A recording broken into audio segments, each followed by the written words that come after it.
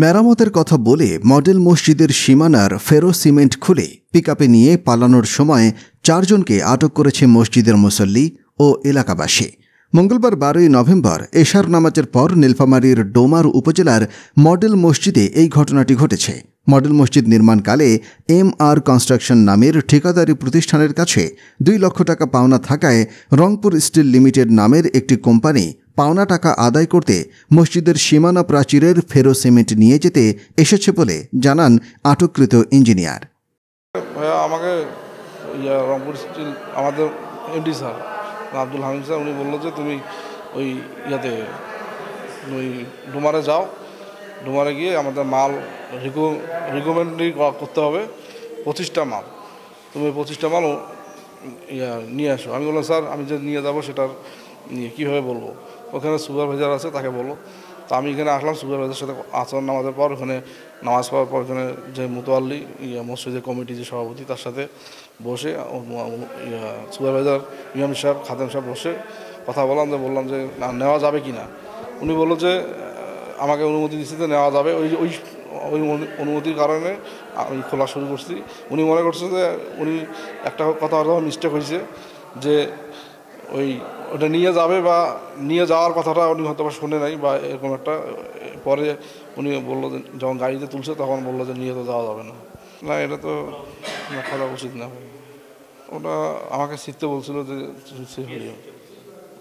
আমার MD sir বললো যে কাগজটা দিয়ে সে হলো যাও।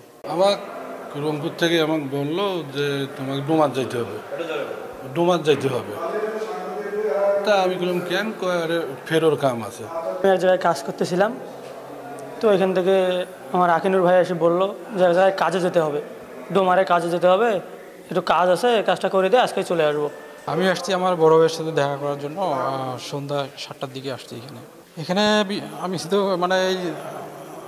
আমি তো জাস্ট শুধু দেখা করছি ভালো মন্দ এগুলো বিষয় নিয়ে কথাবার্তা। আর এখানে যে এগুলো বিষয় নিয়ে এত আমি এগুলো বিষয়ে আমি কোনো কিছুই জানি না আর কি।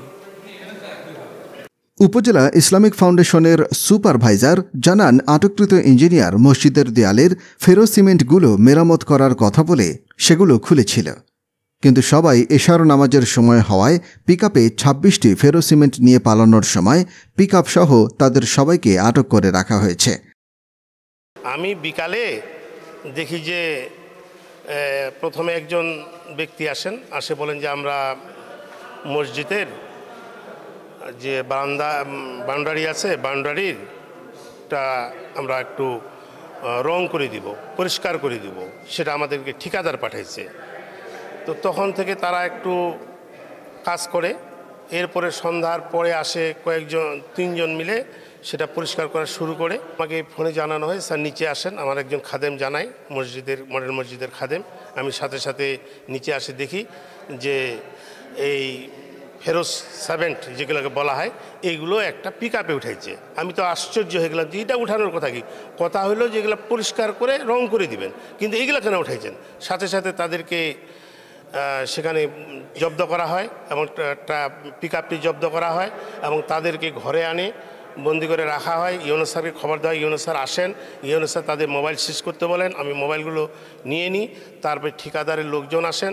এসে নামাজ পড়ে বের হয়ে দেখি ঠিকাদারি প্রতিষ্ঠানের কোম্পানির 4 জন লোক এসেছে। এরা এসে ওই যে মসজিদের CNG বাইরের দেওয়ালের যে লাগানো আছে ওগুলো খুলতেছে। খোলার পরে ওরা গাড়িতে উঠায় নিয়ে চলে যাচ্ছে। এমতো অবস্থায় আমি দেখতে পেয়ে সুপারভাইজারকে ব্যাপারটা অবগত করি। এলাকাবাসী জানান মসজিদের সামনে চিল্লাচিল্লি শুনে এসে দেখি একটি মালবাহী পিকআপ সহ 4 জনকে আটকে রাখা হয়েছে। ঠিকাদারি প্রতিষ্ঠানের পূর্বের পাওনা টাকা না দেওয়ায় তারা মসজিদের মাল নিয়ে যাওয়ার জন্য এসেছিল। আমি ডোমার বাস স্ট্যান্ডে আসরের নামাজের পরে আমার গাড়ি কাজ করতেছি।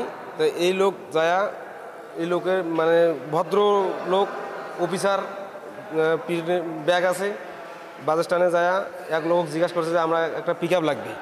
তা বলছে যে পিকআপ আছে। তা বললো যে পিকআপের ড্রাইভার ডাক দাও, আমাদেরকে পিকআপ আছে, আমার মাল যাবে রংপুর। আমরা হট্টগোল শুনে চিল্লাচিল্লি শুনে আমরা দৌড়ে আসি দেখি যে একটা গাড়ির উপরে অনেক জিনিসপাতি রাখানো আছে। আমি জিজ্ঞাসা করলাম যে আসলে জিনিসপাতিগুলো কী।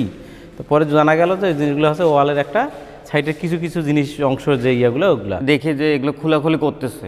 তারপরে আমাদের জামাতবাসী সবাই মিলে আটকে তাদেরকে আটকে রাখা হয়েছে। পরে তারা বলছে যে ঠিকাদারের কাছে তারা টাকা পাবে, ঠিকাদারের কাছে টাকা পাবে, এই জন্য এগুলো নিয়ে অনেক সিক্রেট হয়েছে। আভ্যন্তরীণ কিছু লেনদেনের কারণে তারা এসব খুলতে এসেছে। তারা এটি অন্যায় করেছেন বলে জানান MR কনস্ট্রাকশনের প্রকৌশলী। আসলে এটা হচ্ছে ভুল বোঝাবুঝির কারণে এই সমস্যাটা হচ্ছে, বুঝছেন। তার সাথে আমাদের ইন্টারনাল কিছু লেনদেন আছে, যার কারণে তারা মনে করছে খুলে নিচ্ছে, কিন্তু এটা নিতান্ত অন্যায় করছে। আর এই জন্য তো আমরা আসছি এটা যাতে না খুলে নিয়ে যেতে পারে। এখন ধরেন যে সেটা জানি না আমি পেপারটা, তবে ধরেন যে আমরা যতটুকু জানি যে এটা আমাদেরকে কিছু ইন্টারনাল সমস্যা আছে, যার কারণে ধরেন যে এটার ওরা আসছে মনে হচ্ছে খুলে নিয়ে গেলে মনে সমাধান হবে, কিন্তু আসলে খুলে নেওয়া তো সমাধান না। কারণ এটা আবার লাগিয়ে দেবে, রিসেটিং করবে, তারপরে যাবে তারা।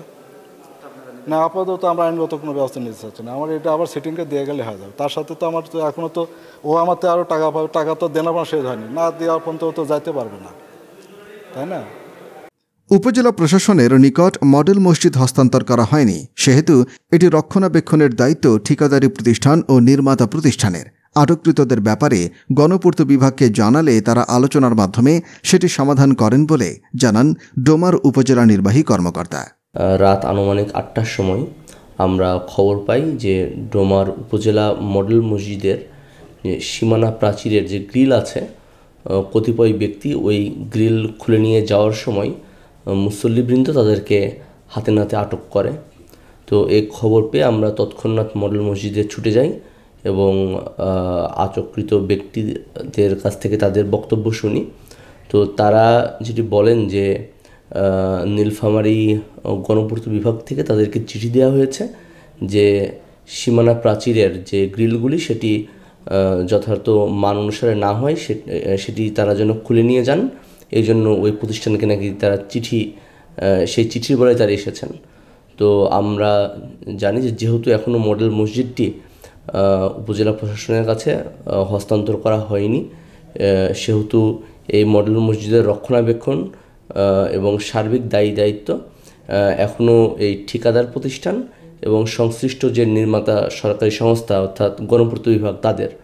তো এ কারণে আমরা তাদেরকে ধরে রেখেই আমরা গণপূর্ত বিভাগ এবং ঠিকাদারদেরকে খবর দিই। পরবর্তীতে তারা এসে তাদের সাথে আলোচনার মাধ্যমে পরবর্তীতে ব্যবস্থা গ্রহণ করেছে বলে আমি যতদূর জানি।